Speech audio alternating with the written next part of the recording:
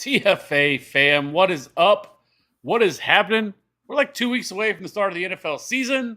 So, a lot of requests, especially from Walito last week. He better be in here. It's time for our annual bold predictions, or as we like to call them around here, nuts on the table takes.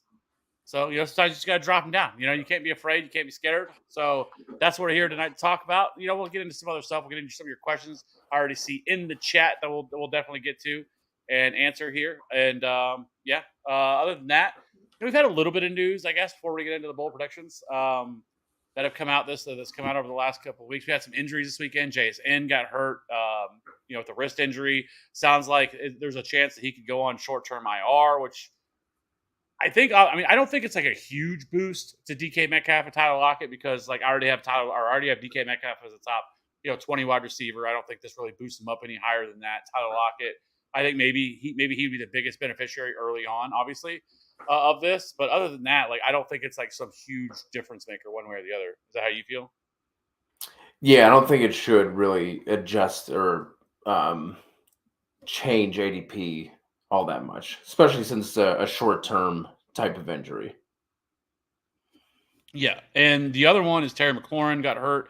Now could possibly be ready week one, but kind of like you talked about with him last night about the situation, I think you have to view Jahan Dotson in a much positive light because this could be something that lingers and it continues to give Terry McLaurin problems, especially early on in the season. So I think all this does is really make Jahan Dotson just a better option. Yeah, absolutely. We talked about, we dropped the wide receiver breakout video earlier today. Those toe injuries, man, they tend to linger. So if he tries to come back too soon, he could definitely re-injure that as well. So I think Dotson definitely needs to be pushed up in ADP. I think he should move up. I think he's kind of going as a back end wide receiver 3 right now. I think he should move up to a mid to high end wide receiver 3. Yeah, I already like Jahan Dotson, so it doesn't take much to move me in that direction. A couple other things. Jonathan Taylor. I guess 6 teams are interested. 2 teams have possibly made an offer. Whatever. I'll see what happens. Of course, it's the same old teams that we always hear. The Dolphins, the Chargers. Teams that could be interested. So I'll believe it when I see it. I personally think that any team that would give up any sort of real draft capital is just ridiculous. It's stupid because not only do you have to give up some serious draft capital, you're also going to have to sign him to a long-term contract that never works out. That just hasn't ever come to fruition of being a thing that really has helped anybody. And so tying up serious money in a running back doesn't work. And so I actually don't really care that I know, I guess maybe it's cold, but I just think running backs, it sucks for them. But at the same time, they have to readjust to what their market is because their market isn't what it used to be. You're just not going to see NFL teams really give out $15, $16, $17 million a year contracts anymore. And if you are, you have to be an elite pass catcher or something like that. You can't just be, and not that, Jonathan Taylor is obviously, one of the better running backs in the league, no doubt, but he's just not worth what teams are, or what he thinks that he is and what the running backs think they are. I know there's other people on the other side of that that think that, teams should, invest in the running back position. And there's still the archaic view of, running backs matter and running backs, win games and all this stuff. It's just not true. Yeah, it's unfortunate. I don't know, man. I don't know how this is going to shake out in a positive light for Jonathan Taylor. I think the best that potentially could happen is that he kind of gets a 1-year increase, right? I don't think a team is going to trade for him and then pay him a long-term contract on top of it. So maybe a contender comes out, gives up, let's say somewhere maybe a day 2 pick somewhere, and then he gets some sort of what amounts to a 1-year extension, but it's a bunch of guaranteed money this year with an out next year type of thing. I don't think he's going to end up getting, a multi-year contract from anywhere. Yeah, I don't either. Some other things that Corey Davis retired from the NFL today, or says he's stepping away from the NFL. I guess I should say. He didn't exactly say he was retiring. He just said he was Pour one stepping away out. from football. And then Cole Kmet. Can I? What's one gripe of training camp and preseason and all this stuff? I am so tired of hearing people that they always say left on a cart, and it makes it like sound like it's so much more dramatic than it Yeah. is. And a lot of times it's not. It's just not that serious. It's just a faster way to get the player off the field, and stuff like that. And just like we hear it all the time, like, oh, player left on a cart. That's all they'll say is like, the headline here, Cole Kmet leaves practice on a cart. So you're thinking like, oh man, he must have tore his ACL or something like that, something like you see in like an NFL game. But most of the time, like I know, I think it was Justin Ross. I saw it earlier in the year, and like he left on a cart, and then he was back at practice the next day. Just can we stop with that? Can we just say he left practice with an injury? Like, do we have to say he left on a cart? I don't know. I know. I'm just. But Get anyways, off my lawn. I know that's really what it sounds like. So, other than that, I can't really think of any other big news that really came out. Yeah, there you go. Shout out. Shout out to Mike D. Wow, it's great. Appreciate people rocking it over on Facebook. So let's get to some of these questions. A couple of these questions that are in here. So I'm not too far behind here, but Terry put it in reverse. Put in reverse, Terry. Still one of the best moments ever on this when we done a live stream was that. I don't know, hilarious. So Terry, if you're in here, should I trade away Khalil Herbert and Cooper for DK and Dylan? I would. I don't think the gap between Cooper and DK is that big, and I think the gap between Herbert and Dylan could be a lot bigger. Like I just don't know what to do with that Chicago running back situation. So I think I'd rather have Dylan over Herbert. Take it for what it's worth, but they did come out, I think, today and say that Khalil Herbert is still the team's RB1, and he's done absolutely nothing to lose that job, and he's earned it. So they did say that today. I probably wouldn't if it was me. I would, because I just don't like. I think AJ Dillon's only path to like really being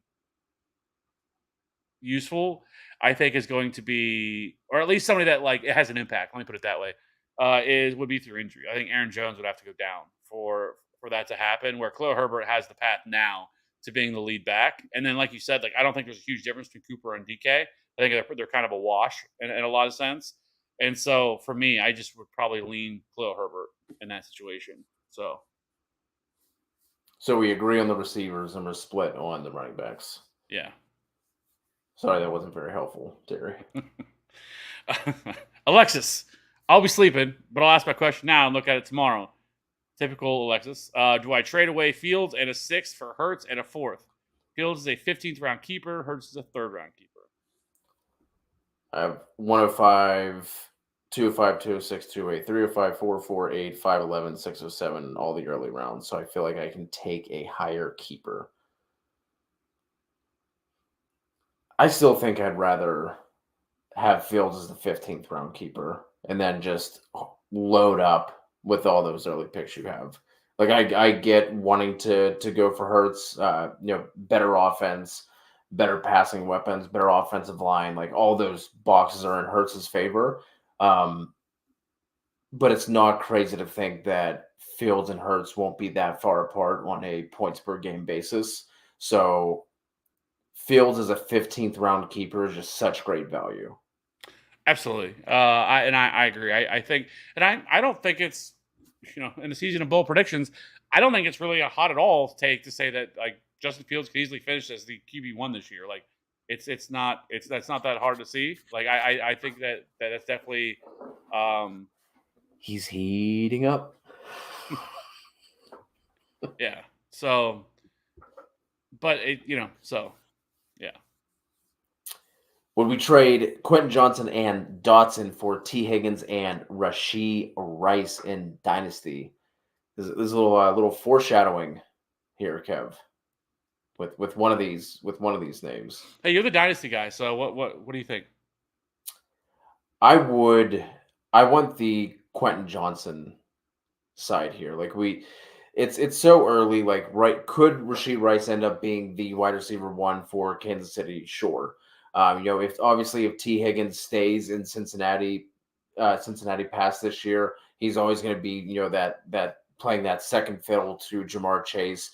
Whereas Quentin Johnson likely will be the wide receiver one next year in a Justin Herbert offense. Like, we don't have to. There's no quarterback questions there.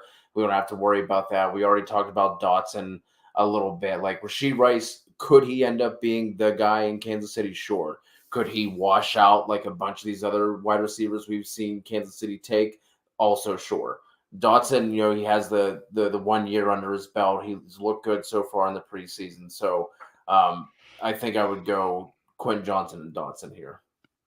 Couldn't you also, though, make a case that, I mean, obviously Quentin Johnson is still much more of a projection than he is anything else right now, and like it's still possible that maybe he doesn't hit, and then what you're getting the surefire, piece and T Higgins that we already know what he is. We know that that he is a legitimate high end wide receiver 2 at worst, and then could end up being, especially if he leaves and were to go somewhere else, could be a wide receiver 1. Where these other twos are more just projections versus the guy that's like a surefire thing, and not even including T or Rasheed Rice in the conversation. I think I can make the case for Ron. If you're getting T Higgins in this deal and you're a contender, I think that's a trade I could get behind. Like, if you want to try and go for it this year, T Higgins, let's say he ends up being if he's like your wide receiver 3, for instance, like if you're able to package up these younger guys and go and get a T Higgins, I think I can understand the point that Kev is making. I'm really high on Quentin Johnson, and yes, it's a projection, but I think we've seen enough from his collegiate profile that I'm believing in him. So in a vacuum, Quentin Johnson side. If I'm a contender, I don't mind making that move and going and getting Higgins if you think that's going to help put you over the top. Next one, Will Hayes. Should I keep Dalvin Cook first round pick? No, you just take that one off the list. We're not keeping Dalvin Cook, especially for first. Keenan Allen in the 3rd, Miles Sanders in the 6th, or Mike Evans in the 4th. Pick 2, and he's picking 12th in a PPR. So, like I said, I'm not Keenan and Miles Sanders for sure.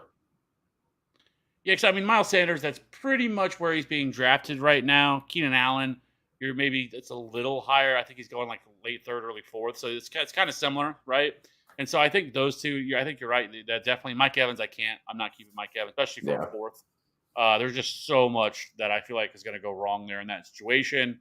And like I said, Dalvin Cook is no shot at a first. So I'm keeping Keenan Allen and Miles Sanders. And pray that you get the 101 so you can take Bijan with the 101. Oh, he's picking 12th. I don't think Bijan's going to fall that far. Oh, that's right. Yeah. Good call. Yeah. Good call. Just looked over that little key information that matters quite a bit. One more dynasty question here. While Lito is putting his bold takes in the chat, I want to see some other hot takes and bold predictions for this year in fantasy. Not just Walito. We don't need to see any more of his takes. But Mike, dynasty PPR: Eckler, Herbert, Keenan Allen, Quentin Johnson. Do I look to diversify my bonds and hold tight and hope for the best?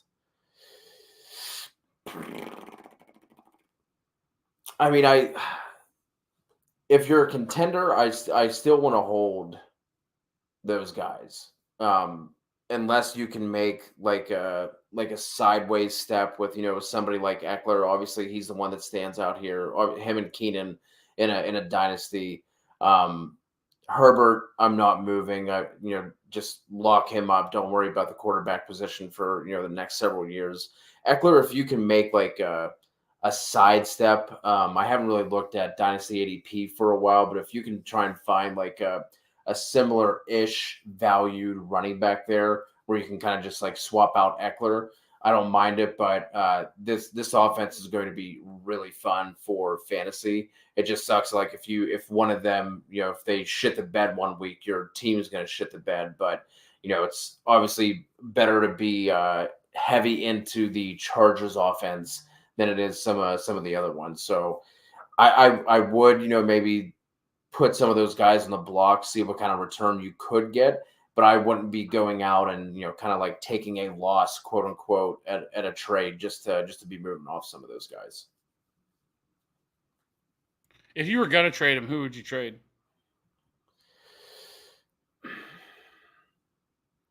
Probably Eckler, just because, like we talked about before, 38 touchdowns the past 2 years.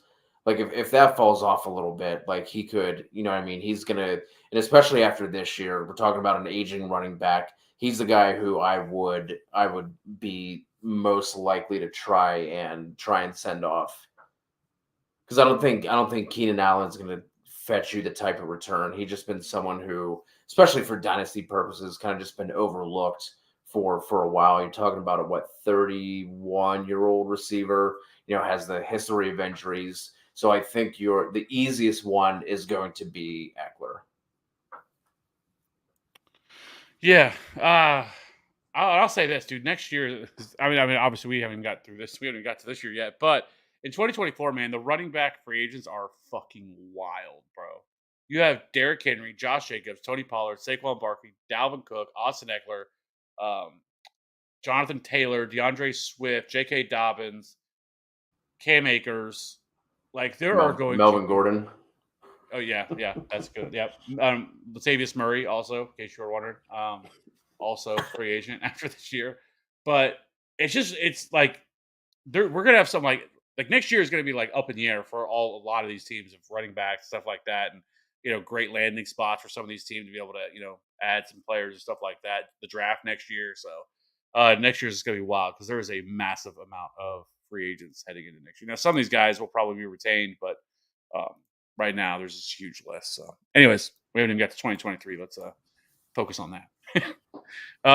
KD, what's up, TFA? What's up, KD? Looking forward to the season. We are too. Thanks for the draft advice on Discord, Cody. No problem, Domp. The Walito. Michael. Oh my God, Walito. Michael Thomas, top 12 wide receiver. I guess that's why they're called bold. Trevor Lawrence is the QB1. Kyle Pitts is the tight end 1. Hollywood Brown, top 12 wide receiver. And Rashee Rice is the best. He's trying to steal some thunder from me there, Cody. Rashee Rice is the best rookie wide receiver in 2023. That's the best one you got there. So, all right. So far, I think that's all the questions. So if any other ones, we'll answer those as we come. Well, let's get to the bold predictions. Chubb, top running back for 2023. I can certainly see that. Yeah, he's like him and Tony Pollard are the two running backs that I want in the second round. And I think both of them have incredible ceilings. I think Chubb could end up being a player that, kind of what we've been waiting for the longest time for him to kind of get this role of being just the only guy in the backfield where, it was always like Kareem Hunt that was taking touches, taking pass catching work away from him. And right now there is nobody else there. I mean, I know Jerome Ford and, I like Jerome Ford as kind of a late round guy that could end up like having his own standalone role, but he's it. Like there's nobody else there. I guess they could add somebody else, through, once camp cuts start happening and stuff like that. But right now, I mean, this is all Nick Chubb's backfield. So, that's definitely in the range of possibilities. And what's always been holding him back has always been the simple fact that he wasn't getting the pass catching work. Like to really finish as the RB1, especially in PPR formats, like you have to have pass catching upside because it just kills you. Like we saw a few years ago when Derrick Henry had that monster season and he still was like the RB3 that year. Yeah. He wasn't even the RB1. And it was when he had over 2,000 yards, and it was just a ridiculous season, and it still wasn't good enough. So, yep. So Cody, why don't you hit us with your first bold prediction? We're going to start mild spice, and then we're just going to kind of work our way up. Yeah, I don't think this one is super bold. It's just the fact that I don't think it has ever happened in fantasy yet.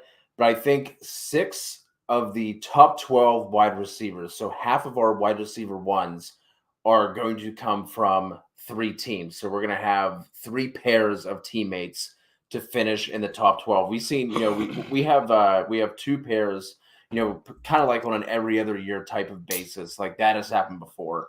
But I'm going to say AJ Brown, Devonta Smith, Jamar Chase, T. Higgins, Tyreek Hill, and Jalen Waddle. Those six finish as wide receiver ones. So half of our wide receiver ones are going to come from those three teams. I don't think it's that crazy, but it's never happened before that I can remember. If someone's in the chat wants to try and correct me, maybe I'm wrong on that, but I don't think we've ever had three pairs of teammates finish in the top 12.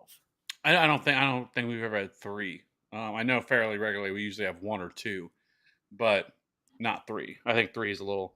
So yeah, I think it checks out. Now, I mean, I'm not looking it up, right? So, so maybe not, but yeah, I don't think it has. So, for me, my first, I don't. I guess ADP wise, it's hot, right? Like probably maybe hotter than what it is because where he's going like the 7th round right now. That this could be hot, but I don't think that it is, and that's of course Javonte Williams. What would be a bold prediction show without a Javonte Williams take?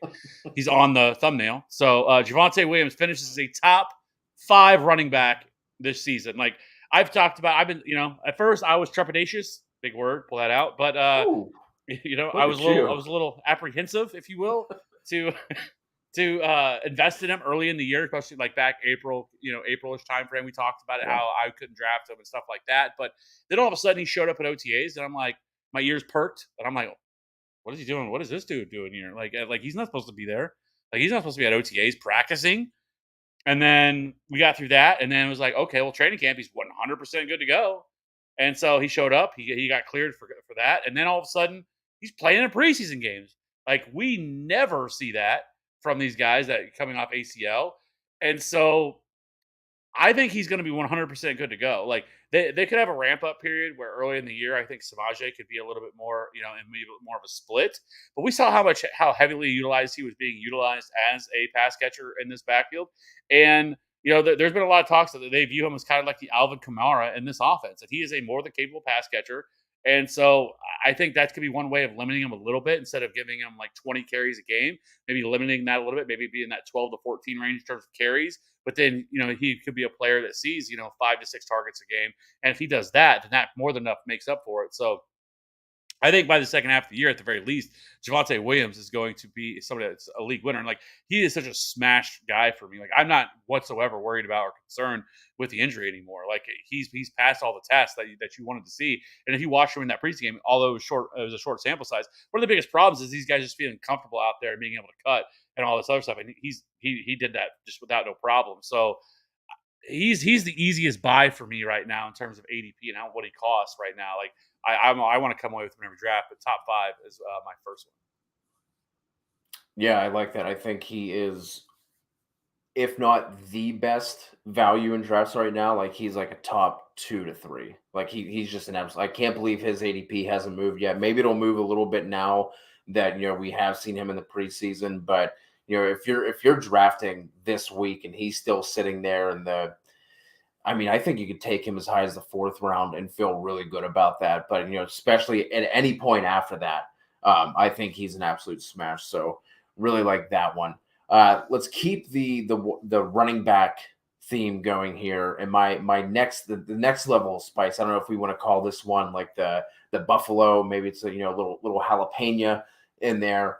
But I'm going to go with Zach Charbonnet outscores Kenneth Walker in Seattle. I think that by the end of the year that it would not be, it shouldn't come as a surprise, and it is definitely within the realm of possibilities and the range of outcomes that Charbonnet could be the 1A to the 1B for Kenneth Walker. We were both really big Kenneth Walker fans last year. We liked him a ton. He did end up putting up impressive numbers as a rookie, especially considering he didn't really get the full workload until week 6, week 7, I think it was last year. But the dude was 3rd in breakaway runs among running backs, and he was outside of the top 25, I think, in terms of yards per touch.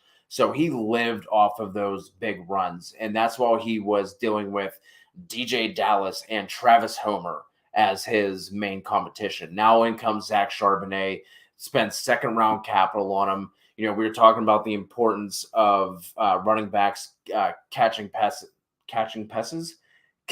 catching passes. And although Walker surprised us a little bit in terms of how he was utilized with Seattle, I think Charbonnet is much more comfortable, much more effective as the pass catching running back there. So if he's losing those kind of touches, and then he's also now has true competition for just overall touches in that offense, Charbonnet is going to outscore him, and I think there's a very good possibility that he, not that Charbonnet is going to, put him on a milk carton, but he could very easily be the 60-40 back in that offense. Yeah, crazier things, have happened, right? And even in this own offense, right?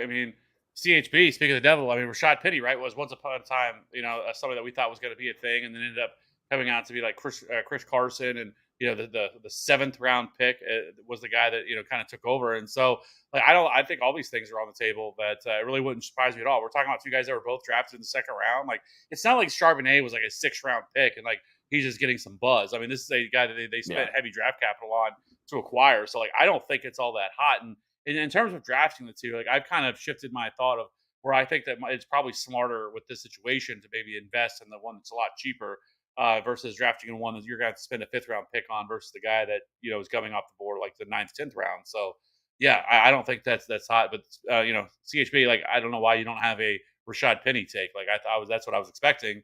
And then it's Jordan Love and Christian Watson will be a top duo this season in yards and touchdowns. Like, that's still pretty hot there. That's a little that's like habanero, type hot there.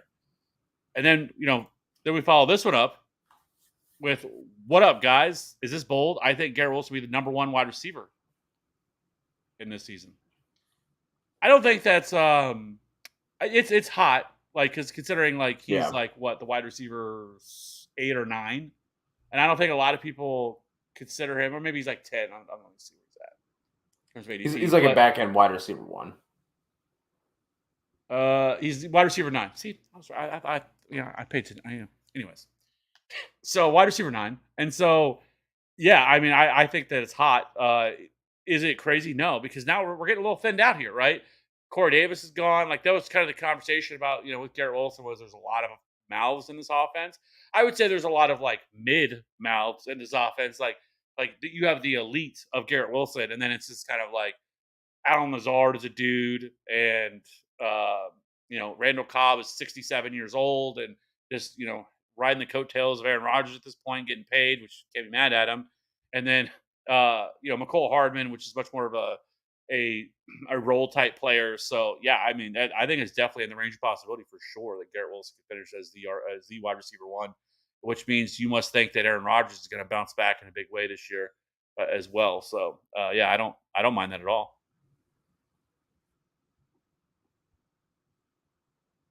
Have PPR Connor or Pittman as the keeper for Tam. Sure, we're both going to be on board with Pittman, especially in a keeper league, because like Connor's, like, you could redraft him. Like, he's not like getting any buzz or anything like that, and he's somebody you can draft. And then like, I would rather just go with a younger guy, the player that's because after this year too, Michael Pittman, like, he's a free agent as well, and so like if he were to leave Indy, like, he could be somebody that we talk about as goes and lands in a perfect spot, and he kind of becomes a player we think he should be. Another one here from Walito. Courtland Sutton outscores Jerry Jeudy.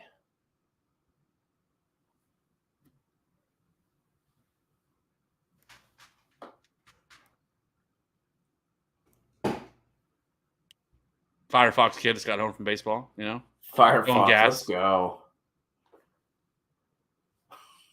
Shut up, Dad. Yeah, he's too cool. He's too cool now.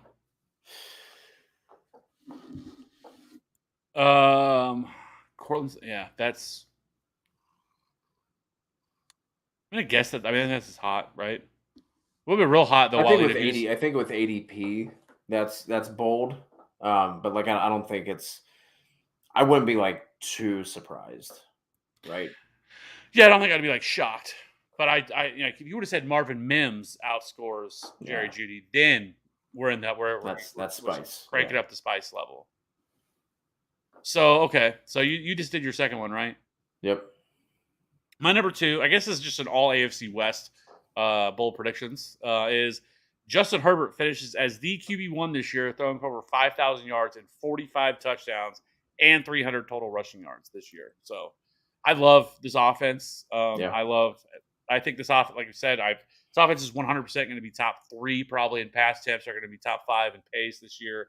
Adding Quentin Johnson, I think is going to add another level to this offense, and that they're just loaded with weapons. And so I just think that Justin Herbert is one of the easiest, like something I've talked about a lot so far over the last month of quarterback that in single quarterback leagues, like he is where I start to feel comfortable. Him and Justin Fields are where I want to draft a quarterback this year.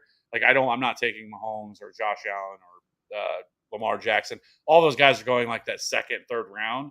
I would rather just wait a couple more rounds where you could wait in that back half of the fourth or fifth and get Justin Herbert or Justin Fields in that range. And I just think they provide the same sort of upside.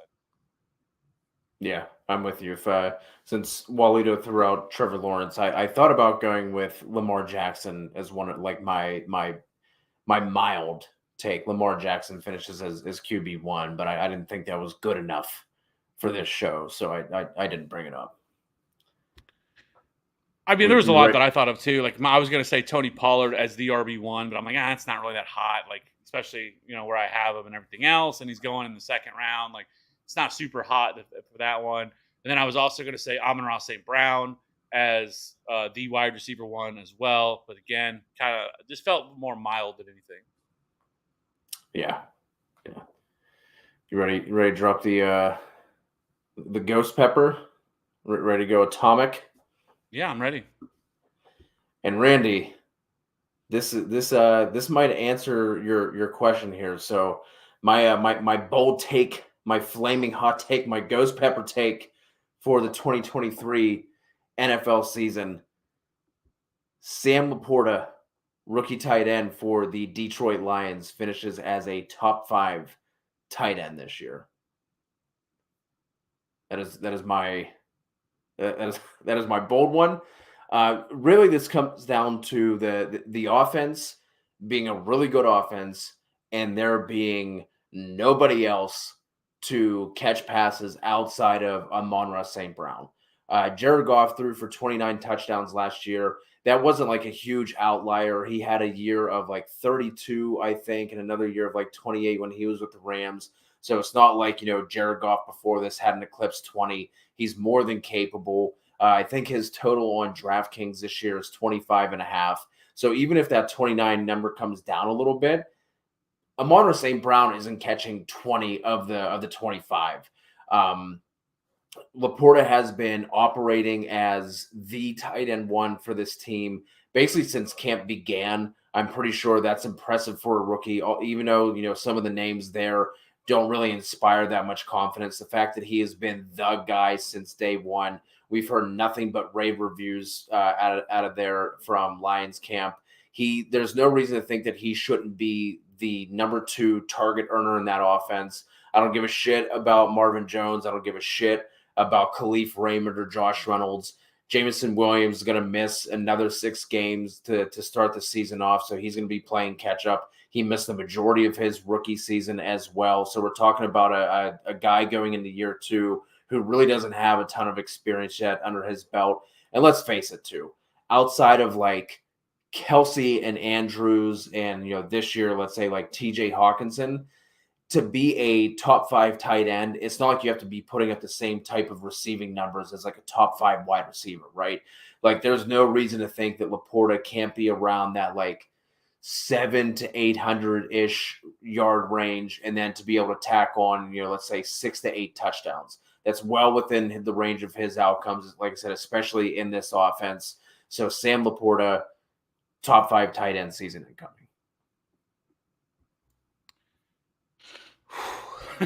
I like that. I really do. I think that's. I don't think it's crazy at all. Like, there's been a lot of talk about him and the hype surrounding him at camp. Like, I guess you say for most people it's hot, but like, to me, like I don't.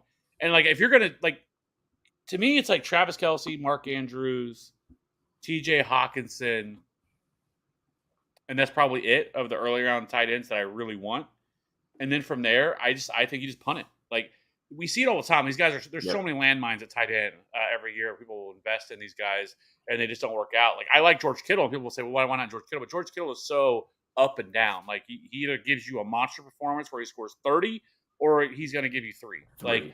it's so hard to trust with him, and it's wild to me that so many of these guys are going so early in an offense last year that was 28th in pass attempts per game. Like this is not an offense that throws a lot in San Francisco, but you see Deebo Samuel, George Kittle, Christian McCaffrey, Brandon Ayuk. Like all of these guys are like being drafted within the top 70-ish picks, in fantasy football right now. But Brock Purdy's like not drafted. No one cares about Brock Purdy. But like this is just a team that doesn't throw the ball enough, and so like on a week to week basis, it's just hard to trust somebody like George Kittle. But I think Darren Waller is probably the other guy that you could probably include in that group of three, because there's been a lot of talk about Darren Waller and how good he has actually looked. They've actually had to pull him off the field because Daniel Jones was so locked in on Darren Waller, so they would take him out so that he would throw to somebody else. So that's how much they were throwing to him. So I guess it's actually probably those four guys that I want, and then past that, just wait and taking a shot on someone like Sam Laporta. And if he doesn't pan out, fine, you can just drop him and pick up somebody else, because at that point you're probably going to be streaming the position anyway. And so, but there's the path there for Sam Laporta. You can tell yourself the story how Sam Laporta, pays off his ADP, which isn't going to take much, but end up being a guy who is at least even a top 10 tight end this year is there, because this offense is going to be top 10 in pass attempts, they're going to be top 10 in pace, and then, so there's going to a lot of targets to go around here within this offense, and it's Amon-Ra St. Brown and probably Jahmyr Gibbs with a little bit of Dave Montgomery, and then a bunch of old guys on AARP that used to be relevant or kind of relevant years ago. And so, yeah, I think you can easily paint that picture for Sam Laporta this year, and he should be the guy. A lot more people should probably, be paying attention to him, and not a lot of people are with him. So, for me, I really was trying to figure something out on this one, and I kind of settled on it right before we jumped on. And I'm going to take your bold prediction there, Walito, and I'm going to raise it with Rashee Rice. And I have him finishing as a top 15 wide receiver this year at PPR formats. Ooh. So with Rashee Rice, Ooh. I will say he's probably been we've heard a lot about like Sky Moore and Justin Ross and Rashee Rice, and about how well how they all look so good this year, right? But Rashee Rice is the only one that's actually went out there in preseason and like in games and actually put it together. Rashee Rice leads all wide receivers so far in preseason with yards after the catch, and that's exactly what he brings to the table, and that's exactly what Juju Smith-Schuster, what they wanted out of Juju Smith-Schuster. Sky Moore continues to get a lot of hype, but in the games that he's played, now I will say it's a small sample size because he's obviously not playing entire games or anything like that. They're not really looking for him. And where Rashee Rice, they've continued to look for him, and he has produced. And while I'm hesitant with that because of Andy Reid and his propensity not to want to push rookie wide receivers, but I will say that Rashee Rice has looked really, really good, and you see everything of why they drafted him in the second round, and he feels more like Juju Smith-Schuster, who would play that type of role, that little bit bigger body, big slot wide receiver, and it's terrific with yards after the catch, which is what Juju Smith-Schuster was good at. But I think Rashee Rice could end up being that guy, and at the very least, finishes a top 30 wide receiver in this offense, which is what Juju Smith-Schuster did. Finished the top, wide receiver 3 last year. It's not hard to see, especially if something were to happen to like Travis Kelce, because I do think with Travis Kelce this year, he's going to continue to play less snaps. Then that doesn't mean the less volume, because they look for him so much. But if something were to happen to a 34-year-old Travis Kelce, then that's where the real like nuclear path comes for something like this with Rashee Rice. So I just think Rashee Rice, he's the cheapest of all of them really right now. Sky Moore is going ahead of him. Even MVS, I believe, is going ahead of him, or at least he was going ahead of him. And so I really like Rashee Rice. I really thought about talking about him in the sleepers video we did last time. We kind of mentioned him in passing, but I just think there's lots of like here with Rashee Rice, and it really wouldn't surprise me if he did finish as like a top 15, top 20 wide receiver. But for most people, considering he is being undrafted right now, saying he's going to finish as the top 15 wide receiver is pretty high. Yeah, so I was just looking as of right now, according to Fantasy Pros consensus ADP they have up on the site, Rice is wide receiver 66, and MVS is wide receiver 67. Okay, so right around each other. Yeah. Yeah. Yeah. Okay. It's hot, man. That is hot. But all he has to do is be the guy in the Kansas City offense, and all of a sudden it's not that hot.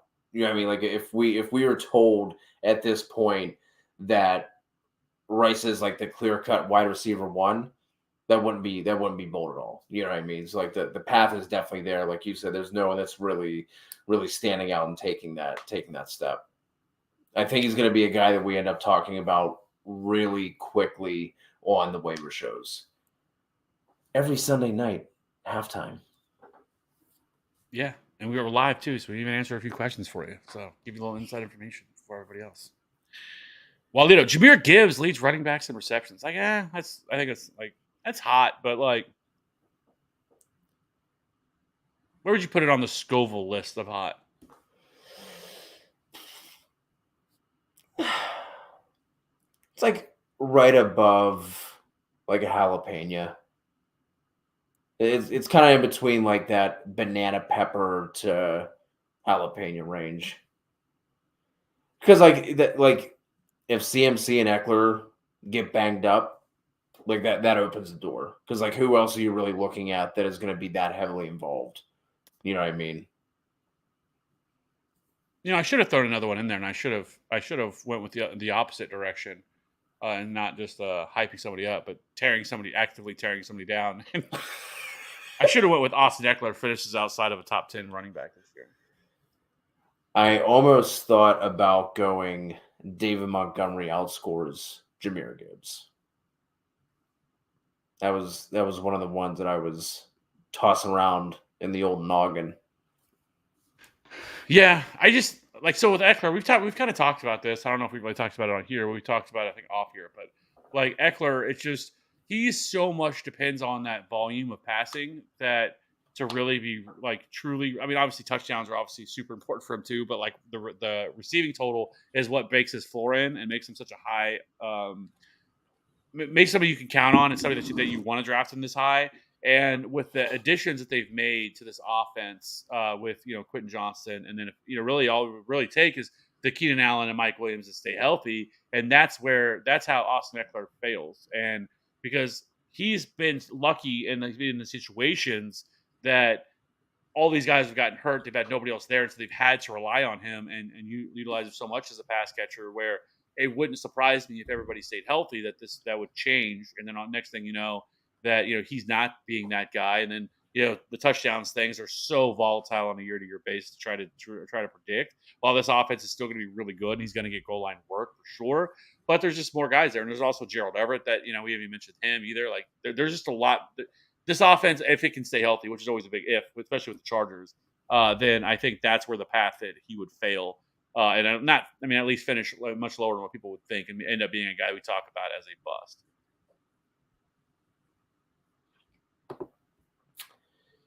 Tua, Dak, or Jones for Dynasty and 6-point passing? I mean, I think it's Tua, but there's obviously right. You're nervous about it because I mean he's a player that like a couple bad hits and he's done, right? Yeah. And for his career, not just done for the year, just out of the league, and so. But I do think, too, and I also will say that Daniel Jones should probably he needs to have a little more respect on his name. Like, the man had 700 rushing yards last year, and it's like nobody cares, right? Like we talk about all the time, like how important the rushing volume is for your quarterbacks, and like nobody talks about Daniel Jones at all. It's just like, oh yeah, he was okay last year, but like. If you can count that floor in of how important that is, and like him being able to get that, and now you get the weapons, and you added Darren Waller in there when they didn't have anything last year. So you have Darren Waller and the 47 other slot wide receivers that they brought in. Then I think there's a lot to like here, Daniel Jones, and so he's in the conversation for sure. But I probably would still go Tua because Tua was cooking last year before he got all those injuries. Yep. Do we like Jordan Love? I think if I'm gonna not take early quarterback. I think I'm looking at like I feel more comfortable with Kirk Cousins. Like I feel like if you're like, I don't know how much rushing upside Jordan Love has. Obviously, it's more than Kirk Cousins, but give me the guy that's been putting up back end QB1 numbers for 6 years in a row now that no one really likes. Like Jordan Love has grown on me. I was kind of completely out on him. I think he makes a ton of sense if you're in a super flex league, like getting him as like your QB2. But if I'm in a redraft, I probably don't want to like wait and take him as my QB1.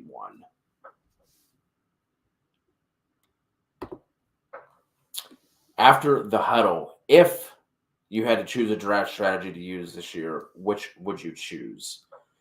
I'm assuming it's supposed to be the early QB or wait is what I'm assuming this should be.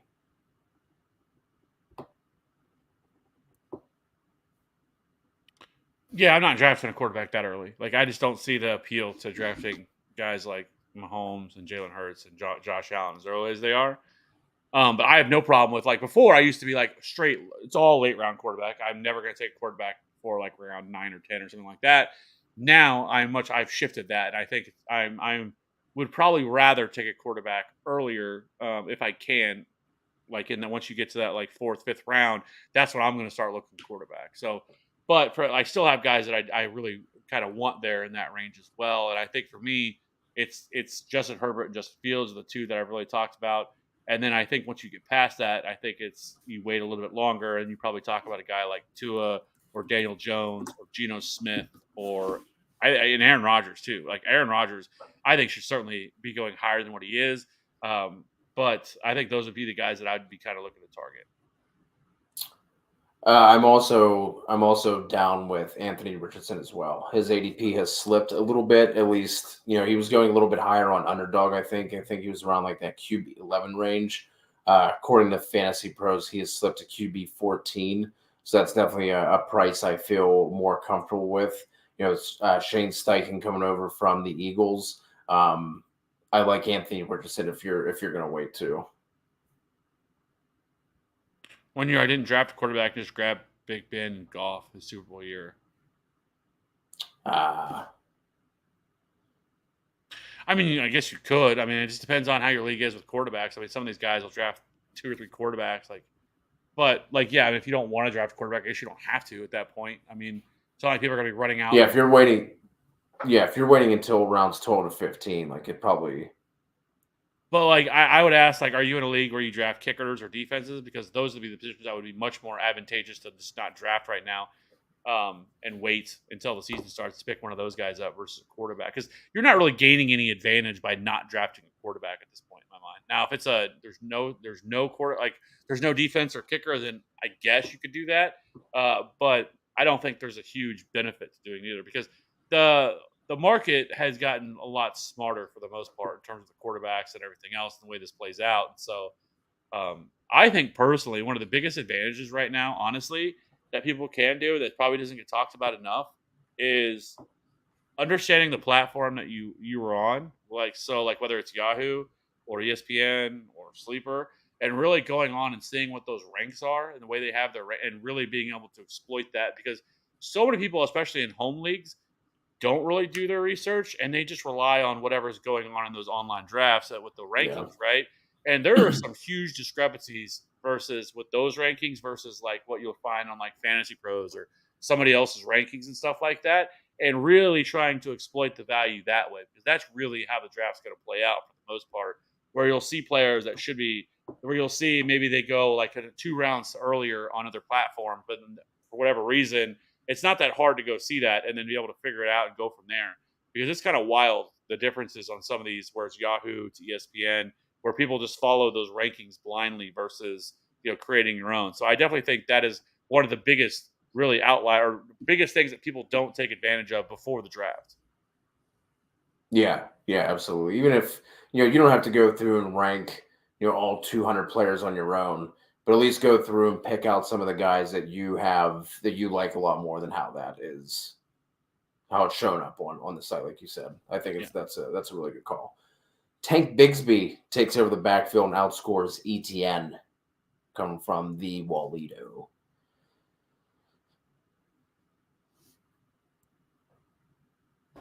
Fuck you, Alito.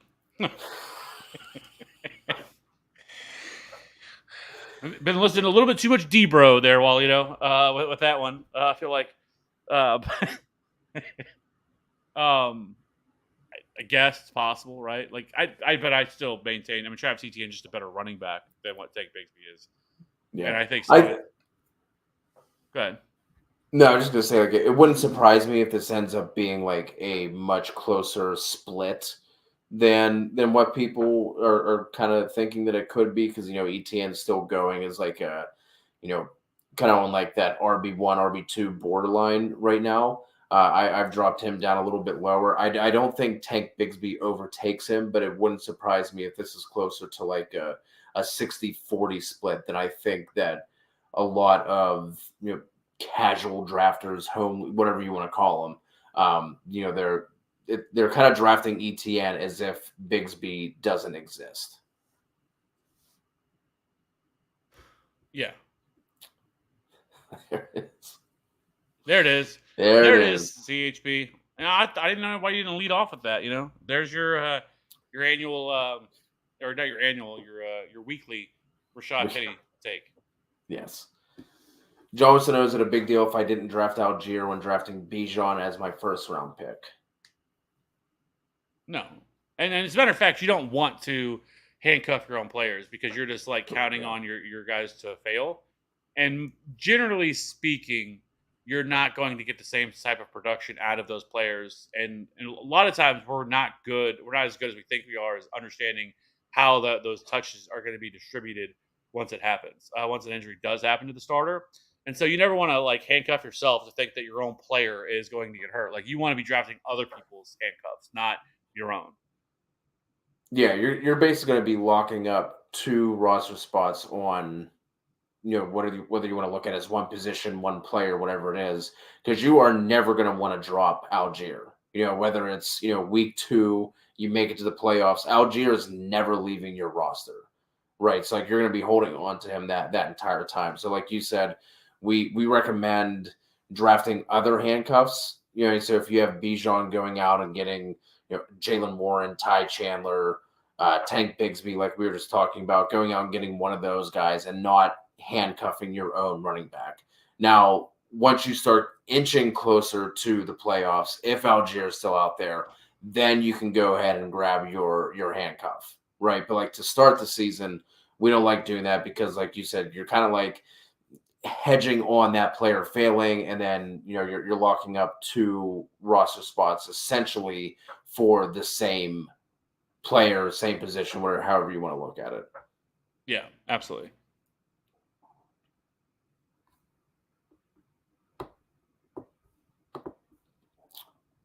I know this is on the quarterback question, Randy, but I would take Daniel Jones over Kirk in Dynasty, but it looks like you already drafted Dak, so I wouldn't be doubling down on quarterback at this point since you just took Dak.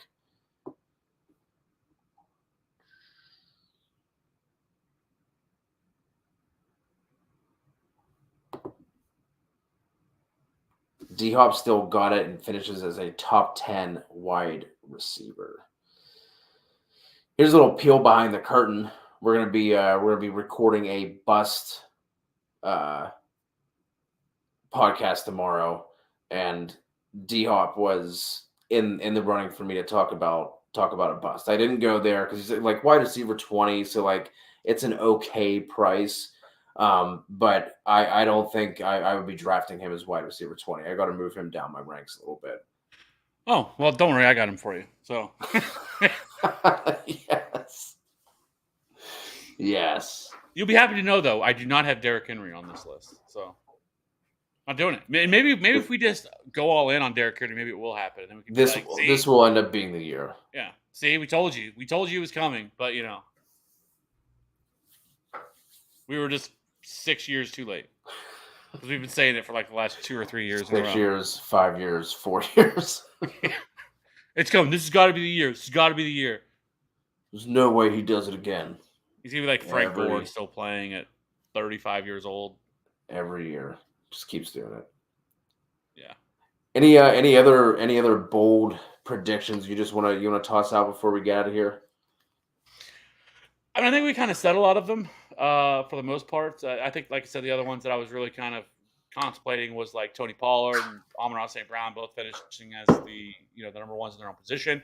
I think Damian Pierce finishing as a top 8 running back is one that I'm going to have here. I really like Damian Pierce this year. I think he should be going higher than what he is. He's kind of crept up a little bit in ADP, but for the most part, he's not. I think people are overlooking him, and that is a bad mistake. He had almost over 1,000 rushing yards last year in 12 or 13 games, what it was. So I think his offensive line is going to be much improved. I've talked about him a lot this offseason. So he's definitely one of my guys this offseason. I think that he could definitely, I think he's definitely going to pay off at ADP. That would be one I definitely want to hit on. We've already talked about Javonte. Do you have any other ones? I left all my nuts on the table. I don't really have anything else to give. They're no, they're adequately drained. Just had to. I guess I'm a child.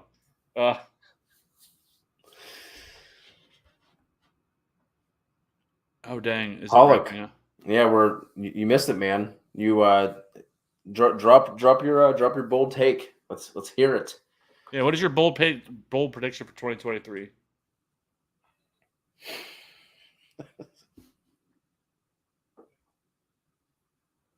Oh Lord. The Jonathan Taylor is going to crush Rashad Penny's value, CHB. And he gets another Super Bowl. Where's he going? You got to at least let us know that so we can get excited. Would it surprise you though if he actually came back at some point this year? Like some team's quarterback got hurt and he comes back. San Fran. Oh, Las Vegas. Well. Are you a Raiders fan? Before I say anything, just want to know. Before I lay into you. No, I'm not going to lay into you. Like, I mean, obviously it's Tom Brady, right? And he's still one of the. Okay, no way. All right, cool. Like that would be the stone cold worst place he could possibly land because of how loaded the division is. Obviously, you have Patrick Mahomes, and obviously the reigning Super Bowl champion. But then you still have Justin Herbert, who I think this offense is going to be better, and this team's going to be better if they can ever actually have a season where they stay healthy. I think the Broncos with Sean Payton, it just wouldn't be the best spot for him to come back. And quite honestly, the Raiders would not want that. If I was the Raiders, you have a spot, knowing that this next year's draft quarterback class is going to be really solid, that you can you might be able to find your quarterback of the future here in this next year's draft, getting Tom Brady and even possibly making the playoffs. Because it would have to happen now, first of all, because expecting because I think the Raiders are going to be hot garbage this year. I think they're going to be I think they're going to win 4 games this year. And so to get to that point is going to be tough. Yeah. So I could definitely see him come back though. I think the 49ers is probably a take that could definitely happen. There's been some rumblings along the way, but it could be very much it's late November, December. I mean, hell, was it the 49ers? Yeah, the 49ers were talking about bringing back Phil Rivers last year. If they were to beat the Eagles, that they were going to bring back Phillip Rivers. How wild is that? That would have been awesome. It would have been, especially because it would have been against the Chiefs, and the Chiefs just could have smacked them in the mouth one more time. But yeah, I mean, I think if it was a team, I think it probably would be the 49ers if this would happen. Yeah.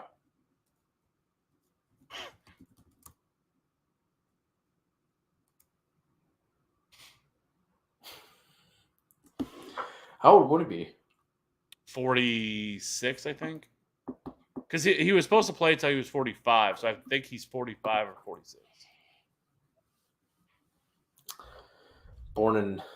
He's 46. Yeah. He just turned 46. Look at me. So he's a fresh 46. Yeah. We'll have more takes next week. Cody Rashad Penny will have more touchdowns than Jonathan Taylor. I'm out.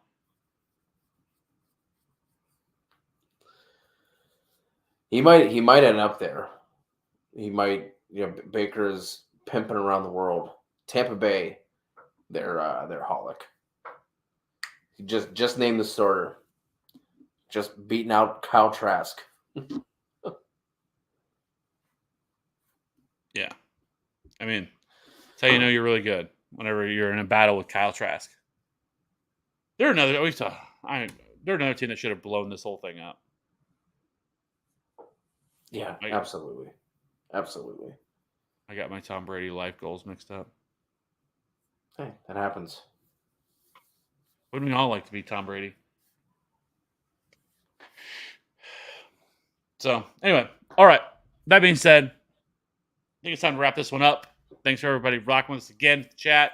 2 weeks away from the start of the NFL season. This time, 2 weeks from now, we will be answering all the start-sit questions. We have one more week of fantasy content left. We'll be back next week. Yeah. Come up with something for next week. I don't know what it'll be, but we'll be back next week for the last live stream before the regular season gets underway, thankfully. So, yeah. So, everybody have a good weekend before we head into next week with Labor Day weekend coming. So, I guess college football is about to start, right? I mean, next weekend is really where it starts.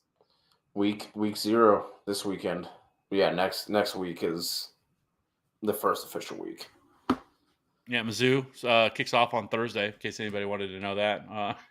No. In case that was exciting for anybody following the old Mizzou Tigers. So, anyways, just be sure to keep it locked in here. If you haven't already, jump into our Discord. It's free. It's in every one of our. We really do a horrible job, or I can say I do, of like advertising things that we do and things that we have. But we have a free Discord. It's in a link in every one of the videos that we do. You can just jump in there. It's absolutely free. A lot of conversations going on there all the time. And other than that, we'll be looking forward to see you guys again next week. And by the way, just hit 4,000 subs. So appreciate all those people. Should have probably led with that at the beginning, but just hit over 4,000 subs. Really appreciate all that as well. So with that being said, be sure to hit that like and subscribe button if you aren't already, and we'll see you on the next one.